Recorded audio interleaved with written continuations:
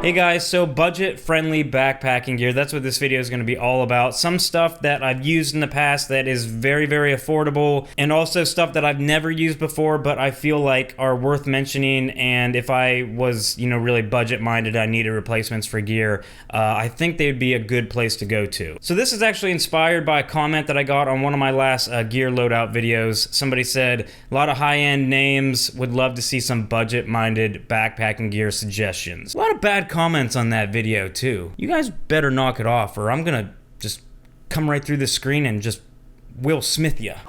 Alright, jumping right in, cheap backpacking tip number 1, bring cheaper beer. It's not too early to drink.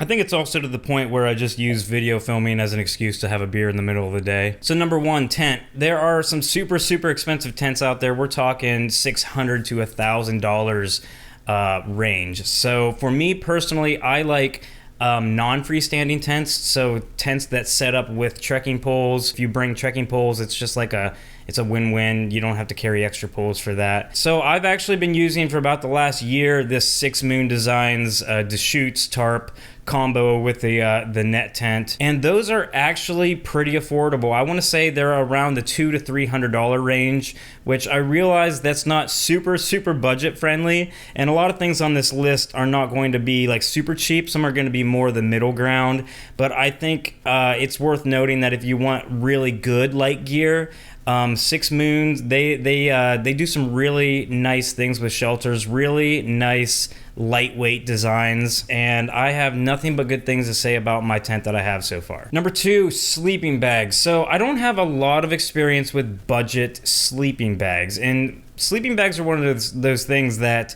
if you go really cheap, it's just going to get really heavy and really bulky. So if you guys ever remember that picture I posted where I went on one of my first trips and my backpack was just huge, and everybody wondered what I had in it. It was literally 2 sleeping bags, me and one for my wife, that it just took up almost the entire pack because the sleeping bags were so big. So as far as sleeping bags go, I don't really have any really good budget suggestions off the top of my head. I normally use backpacking quilts, and if you're a hammock camper, this is definitely going to appeal to you. I really like the backpacking quilt though, and as far as quilts go, I have probably the most budget-friendly quilts available on the market. So I have the Hammock Gear Econ, the economy version of their top quilts. Now quilts are really expensive, and they have a premium version that's probably, I mean, the sizes vary, how big you want it, what the temperature range is, but I want to say that the Econ version of these quilts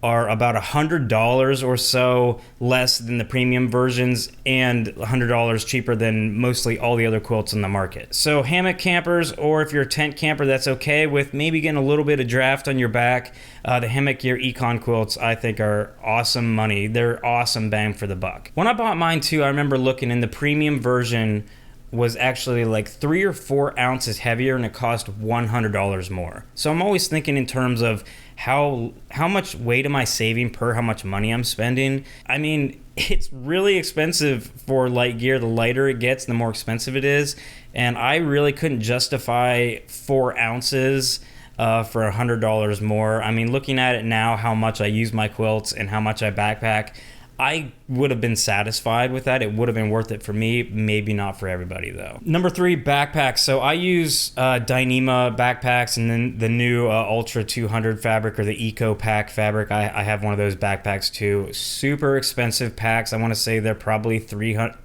to $400 packs by themselves. So I like to endorse the company LiteAF. They hook me up all the time. I think it's awesome gear. And they have some cheaper packs. I don't want to say like budget friendly, but they're packs made out of like the X-Pack material.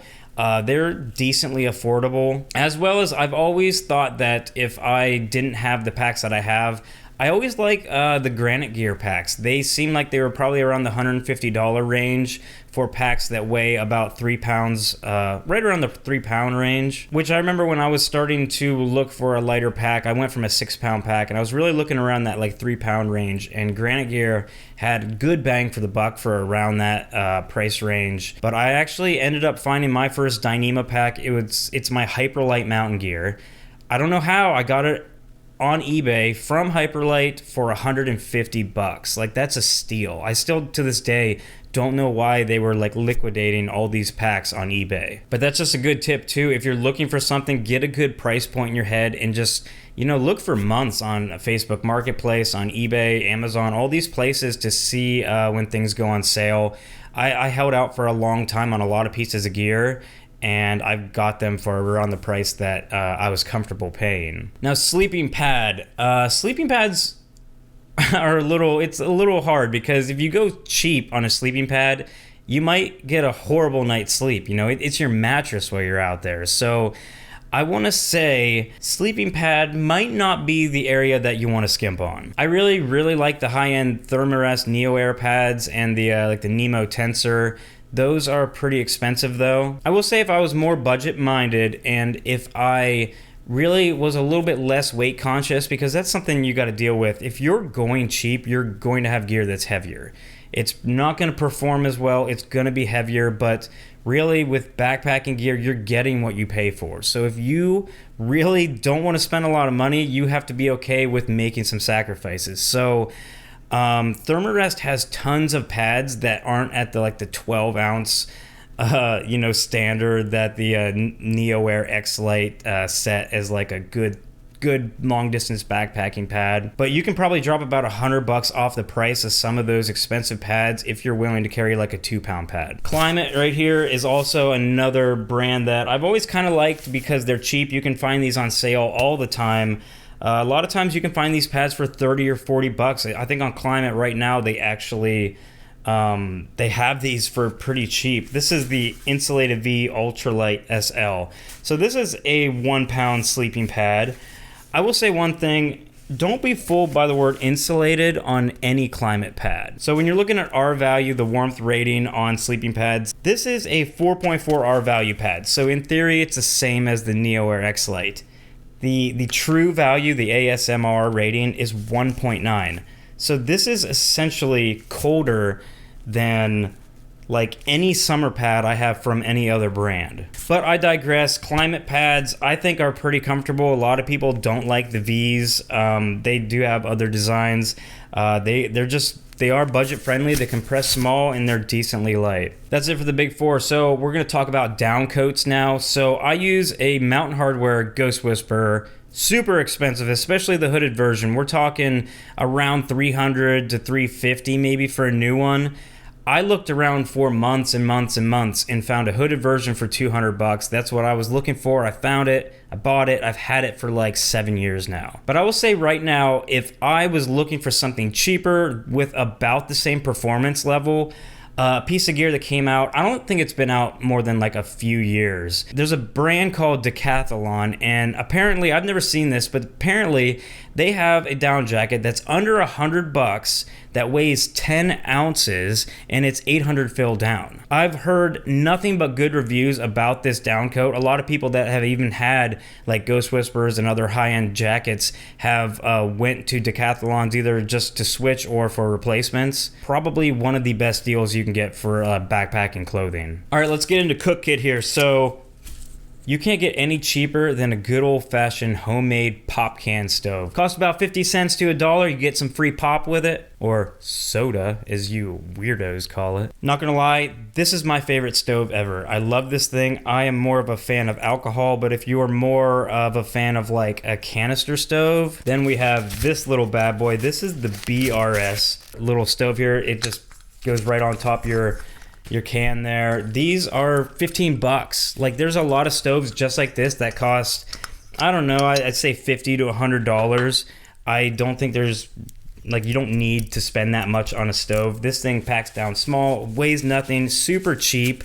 So it's just one of those pieces of gear that's so cheap that if you break it, lose it, anything, it doesn't hurt to replace it. So staying on Cook Kit here, I'm going to talk about my pot, which is a Toaks 650 milliliter titanium pot. Now these come in all different sizes, and the thing I like about these is, and this is like a middle ground budget gear, because these aren't by any means the cheapest pot out there, but I think a titanium pot is one of the best investments you'll use if you want to like really get into backpacking long term.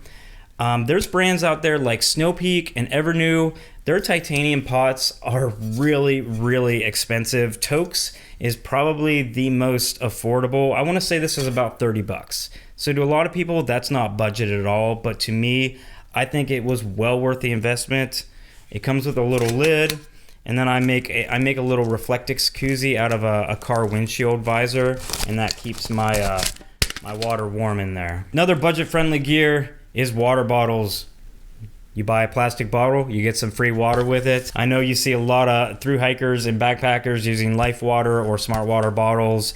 They're popular for a reason. They're just a good design. This is the 23 ounce, the 1 liter version. It's tall, it's skinny, it's easy to get in and out of water bottle pockets. They're pretty durable too. This one's been beat. I've had this one for probably a year or so now.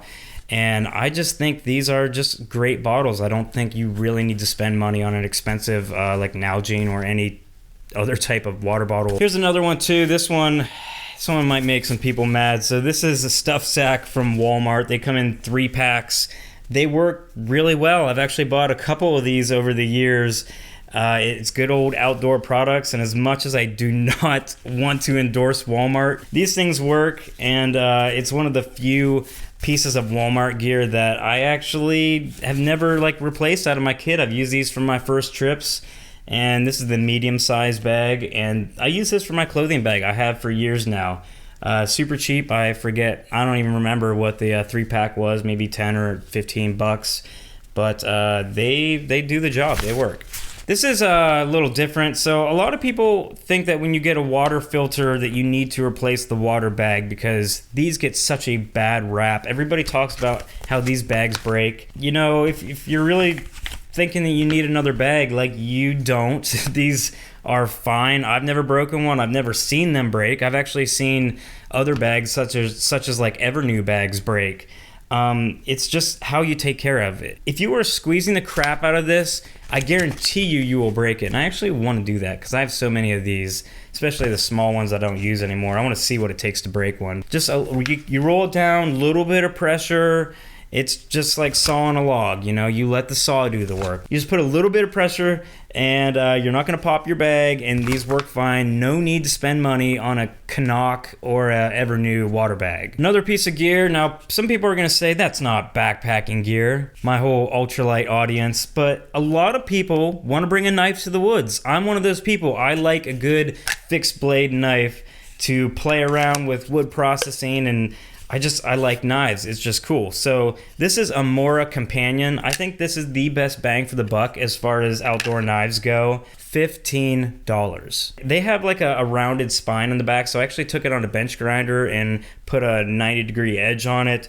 That way I can use it with a ferro rod. But yeah, these are super cheap. Mora knives are very, very sharp. Even their higher end knives like the Eldris, the Cansbowl, which I have both of those, they're very affordable. I want to say they're like in the $30 to $40 range. And then if you really want like a full tang knife, the Garberg, less than $100, that is a good deal. All right, another one here that's just gonna piss everybody off. Plastic cutlery. Like, I realize the titanium spoons are only a couple of bucks, and it probably be well worth it. But if you're really penny pinching and you don't want to buy like a designated backpacking spork or anything titanium, these weigh less. You're not going to find anything lighter or cheaper than free little plastic spoons that come with whatever kind of junk food you're eating that week. I literally need to make another video about this because I feel like I have so many more things to talk about. If you guys have any budget-friendly backpacking gear that you think is really important that people should know about,